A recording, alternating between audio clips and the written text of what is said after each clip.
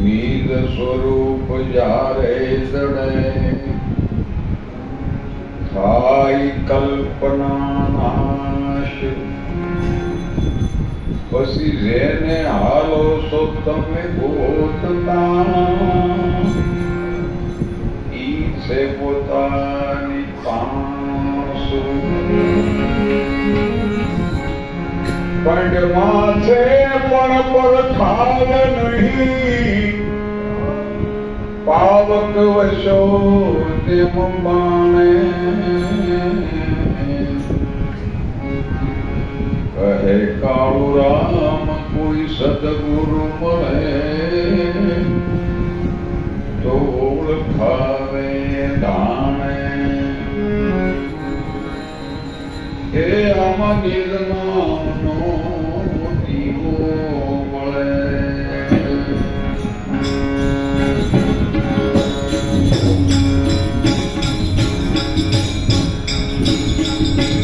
નિજ નામનો દીવો મળે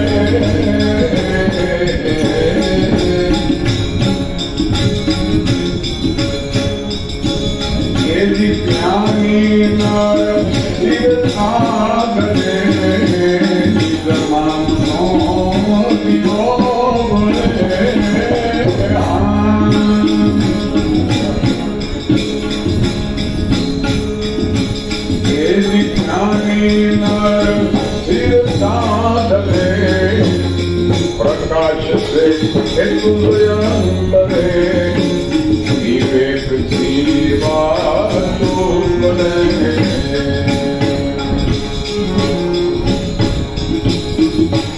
प्रकाश से विवेक जीवा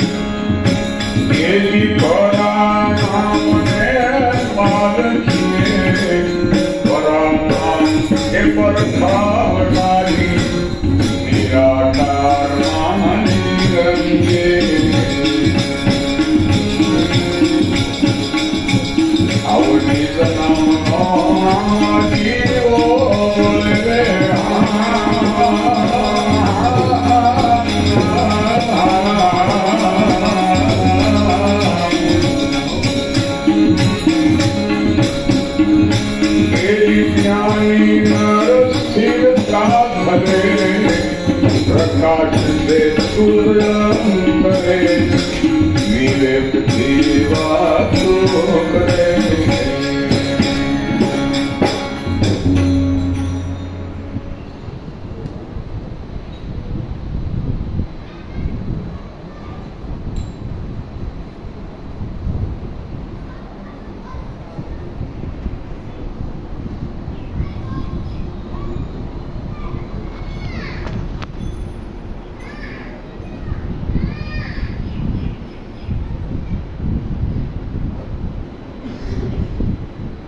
દિવસ શબ્દ આવે એટલે સીધે સીધી આપણી નજર કેરોસીનનો અથવા ઘીનો આપણને અંદર એમ થાય ને કે આવો દીવો અંદર કઈક જગતો હોય છે અને કલ્પના કરો તો અંદર એવું દેખાય પણ છે પણ એ આપણો કલ્પનાનો ભાવ કહેવાય પણ આ મહાપુરુષો જે દીવાની વાત કરે છે એ દીવાનો અર્થ આખા ઘરની અંદર અંજવાળું કેમ કરે એમ આખા રોમે રોમની અંદર જેનો પ્રકાશ ખરેખર જેને લઈ આપણા પ્રાણ હાલે, આંખ જોવે, કાન સાંભળે, એક નાનામાં નાની નસની અંદર એક ખરેખર એનો જ પ્રકાશ છે, એના પાવરથી હાલે, એને દીવો કહેવાય.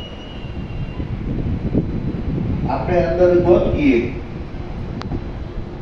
ધ્યાનનો અર્થ બરાબર રીતે સમજાય ને તો આંખું વિસરી પડે એવું મહત્વનું નથી. આમાં આસન વાળવું પડે એવું એ બધી જરૂરી વાતો છે, પણ સમજણ આવી જાય તો તમે ઊભા ઊભા ધ્યાન કરી શકો. આ દાદા ભગવાનને રેલવે સ્ટેશનમાં, હવે રેલવે સ્ટેશન તો આપણું તમે કયો અંગ્રેજોના વખતે ભભૂકતું જ હાલે છે ને, કઈ ક્યારેય એમ તમને એમ લાગે કે રેલવે સ્ટેશનમાં કોઈ માણસ ન હોય એવું 24 કલાકમાં ક્યારેય થાય?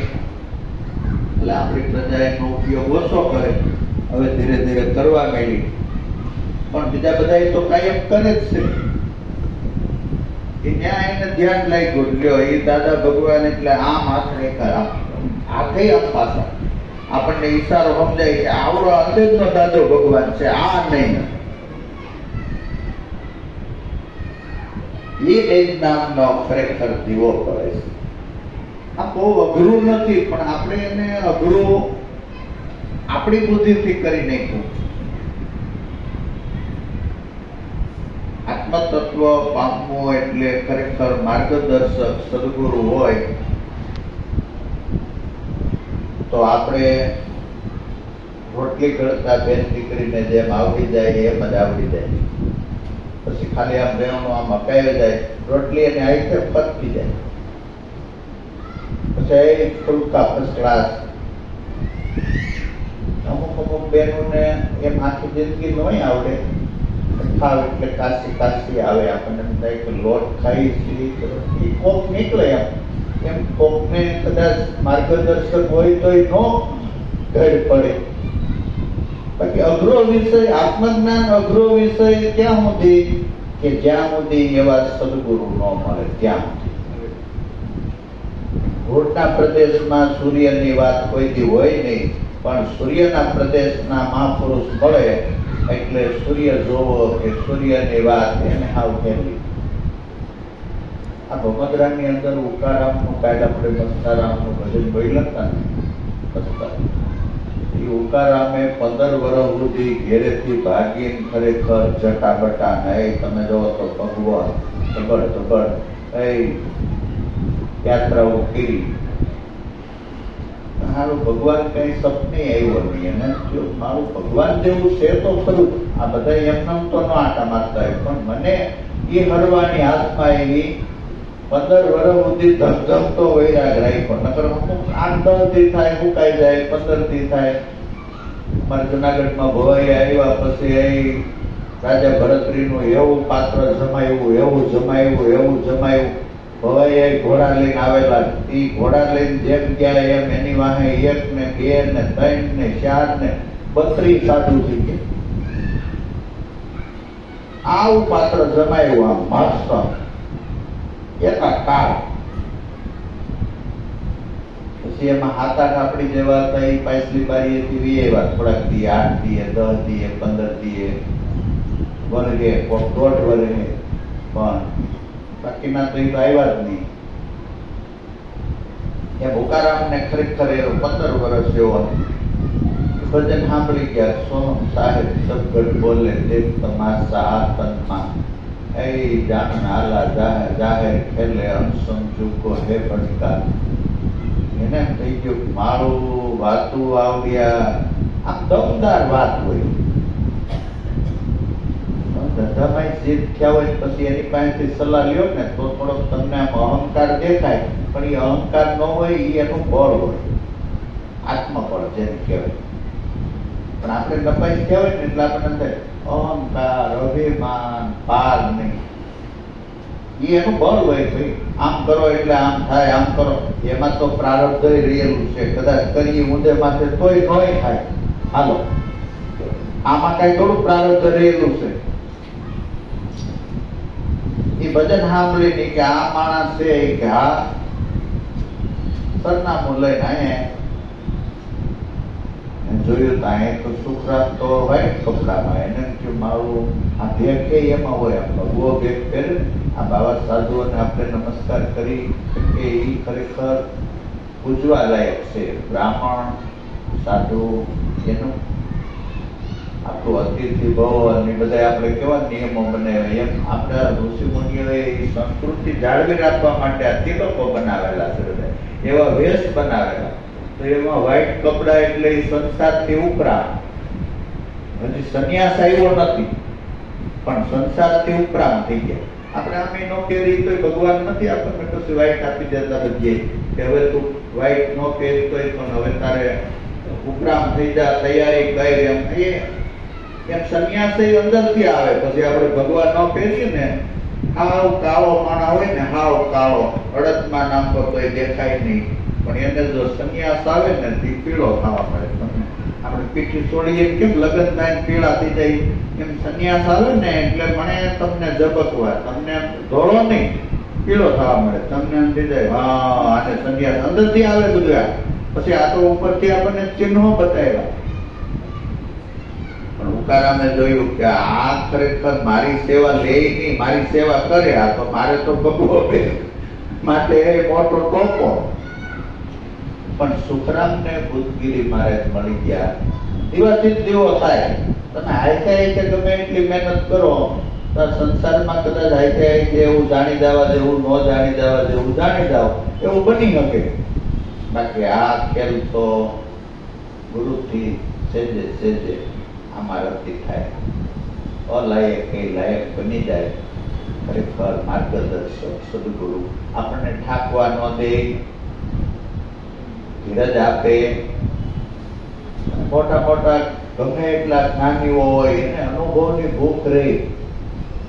એને એમ થાય કે આપણને અનુભવ તો નહીં. આ સાંખ્ય વાળા એટલે તો સફળ નથી, નકર વાત સાચી જ છે. એ દાદા ભગવાન વાળા એમ કે શુદ્ધાત્મ છો એ જરાય ખોટી એ કાનોય નથી, પણ ફરે નહીં તો શું કરું?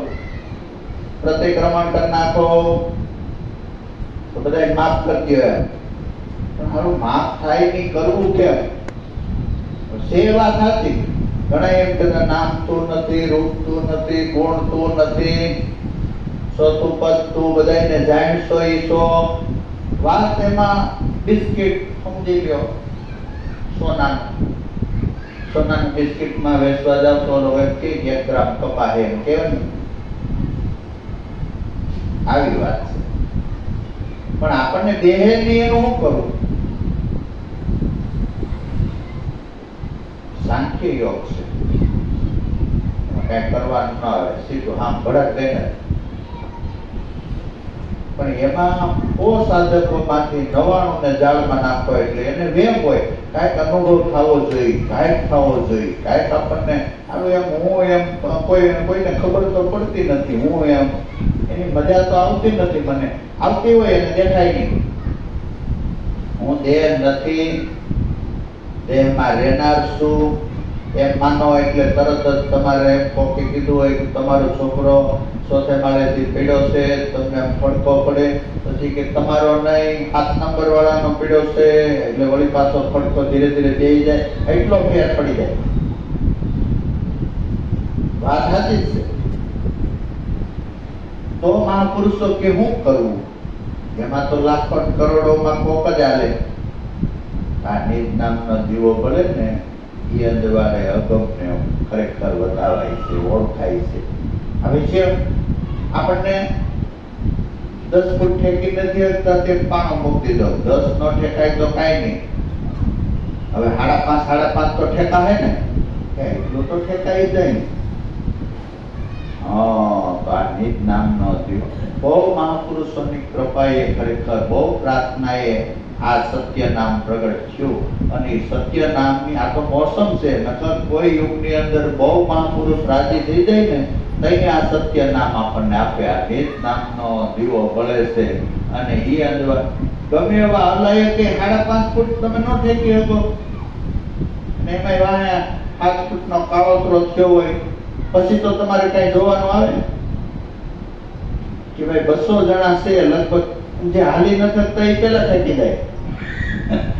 જેને પગ બંધાઈ ગયેલા છે ને ઈવડા ઈ તો પેલા આપણને તમે કઈ આવ્યા કે અમે તો કયું ના આવ્યા. એમ જેને સમયનું ચક્ર ભાળી ગયા છે, કાળ ભાળી ગયા છે,